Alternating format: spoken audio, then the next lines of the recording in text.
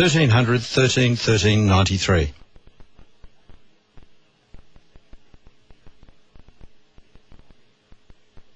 Thirteen 32 is the telephone number. The good doctor is in right now, and we have a very special guest in the studio. Yes, we do, David. A few months ago, I interviewed Klaus Bartosch, who's the executive chairman of firstavailable.com.au.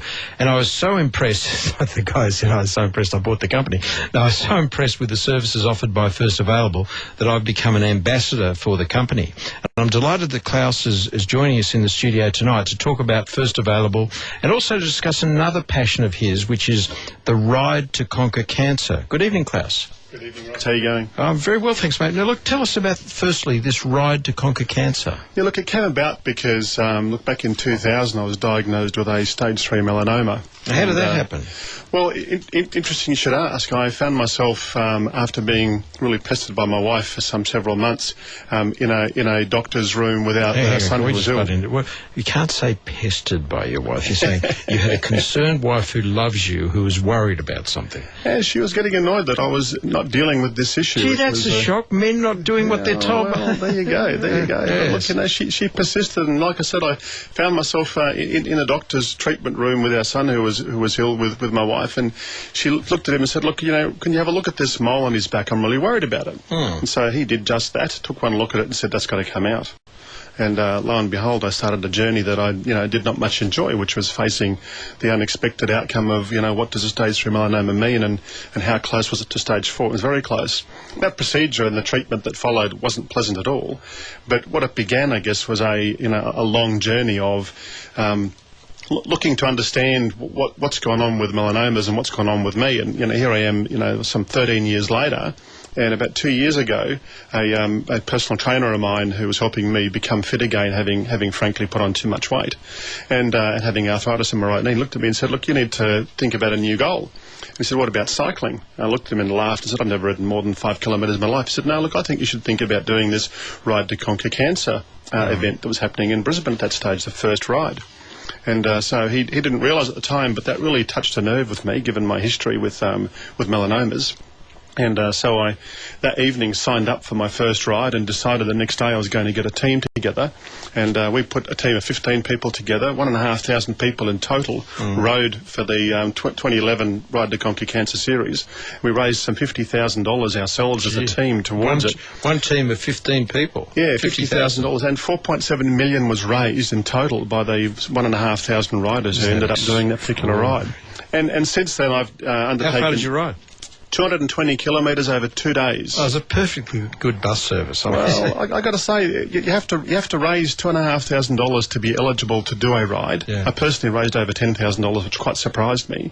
But I guess what kind of struck me about this whole event was, I found myself amongst 1,500 incredibly inspirational people, all touched by or directly affected by cancer, so many cancer survivors amongst them.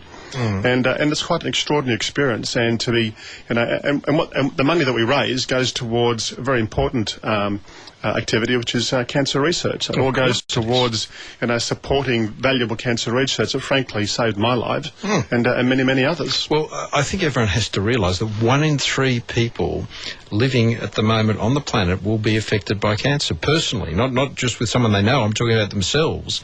1 in 3 people. It's quite extraordinary. Yeah, and 1 in 2 in Queensland, I understand, an even worse statistic in Queensland. And so, look, so what I decided to do this year was something a little bit more outrageous, which I guess is one of the reasons why I'm here with you today, which is that the Vision Crusaders team, which is what we're now called, about a month ago decided to do something quite outrageous. They have now 6 rides across Australia and New Zealand. Yeah. So in Brisbane, Sydney, Melbourne, Adelaide, Perth and Auckland, all part of the Ride to Conquer Cancer series, which you can find if you go to their website, which is www.conquercancer.org.au. Okay, hang on, let's say that again. So forget about the 3 W's, everyone knows about that. Conquercancer.org. Conquer Cancer, so it's one word, conquercancer.org.au. Correct, and for New Zealand it's conquercancer.org.nz. Of course. And so this year, slower. No, yeah. So this year, having sat back and thought to myself, doing one ride and going over 200 kilometres seemed daunting. Raising 2,500 kilometres seemed daunting. What if I decided let's do all 6 rides? let's raise $15,000 for myself to do this, and let's do all 6 rides, over 1,200 kilometres in 6 different locations over 12 days. And found myself now with a team of 27 or 26 other riders joining me for this on the Vision Crusaders Grand Slam, we now call it, which is the Grand Slam being all 6 rides. We have our own website, by the way, Ross, which is visioncrusaders.com. So just one word again. One word again, visioncrusaders.com. Yep. Yeah, and what we're now doing is, look, we need to raise, as I said, $15,000 per person, so over $400,000 between us to be eligible to do this ride, and also secure support for the travel and accommodation costs that we need to. Yeah. And so we're pretty eager to find people that would like to get behind us and support us. Businesses and corporates in particular would like to get behind and sponsor us with this particular rather important event, which is in part not just about what we're doing, but actually to hopefully inspire many, many others to join these important rides and when get behind are you doing it. So the first ride starts in August. So August, yep. And then the next series of rides commence in October and November. So the rides start towards the end of August and complete at the end of November. Okay. All right, so if anyone's interested in helping in some way or learning more about this, they go to visioncrusaders.com. One word, visioncrusaders.com. Correct. Yeah, okay. Go to visioncrusaders.com. They'll find my contact details there. They're welcome to reach out to me directly. And also, if they're unable to donate, go to our Facebook page, Vision Crusaders Facebook page, and like our page as well. The more people that get behind us in that way will help us reach our goal as well. Okay, well, that's really important stuff. And what we're saying here is all of the proceeds organised by this, all of the sponsorship goes for cancer research. So vital. Correct, absolutely. Now, but there is a link between that and firstavailable.com.au, and I've got to say I am one of the ambassadors for the company, so I am involved. So tell us about that. Yeah, there is. So look, firstavailable.com.au is an online portal, an online website, including a mobile app that enables all Australians to find and book their healthcare services conveniently online. I mean, here we are, Ross, in the year 2013, and we're still required by the healthcare industry to pick up the telephone when the practice is open to make an appointment. Now, and often, let me say, I mean, I know as a cardiologist, I'm booked ahead for about 3 months, and often that wait's a long wait, and so people ring up and they're told you've got an appointment in 3 months' time, and what you're saying is you can streamline that. Well, we can streamline that process, but importantly, we can avoid happening what happened to me 13 years ago, which was that, frankly, because making a telephone call to make an appointment to go and see somebody was inconvenient and frustrating, I didn't do it. And as a result, I delayed my treatment, and it could have cost my life. And what we've discovered in firstavailable.com.au, having undertaken significant research of Australians nationally, is that 61% of Australians delay access to healthcare services because the current process of making an appointment by telephone is frustrating. And as a result of delaying access to healthcare services, we know that their condition worsens, and often that results in an increase to both the cost to the community and an increase in the cost of care. And this is available to anybody who wants to use it. They just go to the website, thefirstavailable.com.au. Is that correct? Look, absolutely. It's free to Australians to use online. So it's a site you simply go to. You register online as a user. In fact, the more people who go to the website and register as a patient member, as a user, the more we'll be able to attract more healthcare providers to our service. Okay, and that's another point here, that it's free to healthcare providers as well. No, so healthcare providers pay a subscription fee to be able to enable their appointments to be available online, but consumers, the Australian public who require access to healthcare services, can access the site and use the services free of charge, including downloading the mobile app is also free. And so, but what happens, say, for example, if somebody gets ill and would like to see their own doctor? What happens there? Well, hopefully their doctor is already online. Yeah. And so assuming that doctor is online, then even at 9 o'clock at night or at midnight when they find themselves ill or worried and need to deal with that issue. Or often they've been at work all day and they said, oh, look, I've got to go and have my flu vaccination tomorrow. Or exactly. I've got to get something done that get a referral to someone, and they've got to see their doctor. Well, or to take the example of your call earlier, I mean, how does someone during their business hours pick up the telephone to make an appointment in relation to a very personal matter?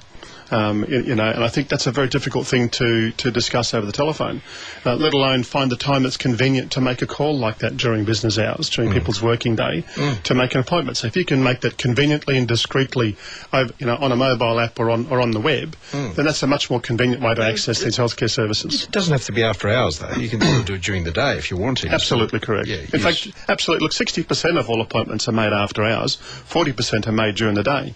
And we do know that, people absolutely appreciate the convenience of booking this way. And what we really want Australians to do is to encourage their healthcare provider and say, hey, why can't I book you online? Perhaps you'd like to go and visit firstavailable.com. Do you have a look at what it is that we do? And enable your services to be accessed more easily. I mean, healthcare providers don't sit back often and think enough about, how hard are they making it for people to access their services? It doesn't need to be this difficult. And, I think using a service like ours online is a very, very convenient way to access those kinds of services. So just out of interest, how many health professionals do you have on board at the moment? So we have over 3,500 healthcare providers coming onto our service today. Yeah. And clearly we need many, many more to ensure that Australians, when they come to our website and they're looking for a doctor or a dentist or a physio or a chiro, that they can find the service they're looking for, and preferably their provider. If they can't find their provider, they'll find somebody else. But look, we are finding that healthcare providers who really understand that leveraging these kinds of services is really powerful in terms of making it easier for their patients to access their services. It's a very effective service for them. And look, I do know that there are a number of health professionals who do listen to this show. So just say they're interested in getting involved. What do they do? Well, the best thing they can do is to register as a healthcare provider on our service is free. To activate the service so that patients can actually book with you when you start paying your subscription service. So what I recommend they do is to go online to firstavailable.com.au, go to the practice registration page and register their practice. What that will do is result in a member of our team contacting them and assisting them in understanding the benefits and the processes for how they can get their appointments online. We integrate with their existing software systems, so we do make it easy for practices to adopt these kind of services. And as I said, make it much more convenient for all Australians to make an appointment with them, rather than having to simply call them during the day, and especially on Monday mornings when their practices are the telephones are ringing off the hook. Oh, absolutely. And let me tell you an interesting little piece of medical trivia. The commonest time for a heart attack is 8 o'clock Monday morning. Did you know that? Oh, wow, I did not know that. No, and the reason for that is obviously people have been relaxed over the weekend. They think, it's Monday morning, I've got to go to work, and then all the stresses start, and that's the commonest time for a heart attack. Oh, wow. 8 o'clock Monday morning. Well, look, Klaus Bartosch of firstavailable.com.au, it's been fascinating what you've had to say about the Ride to Conquer Cancer and also about First Available. So if anyone's interested, they can either go to visioncrusaders.com if they want to get involved with the Ride to Conquer Cancer. I think it's really important. And also, if they're interested, firstavailable.com.au. Klaus, thank you very much for your time. Thanks, Ross.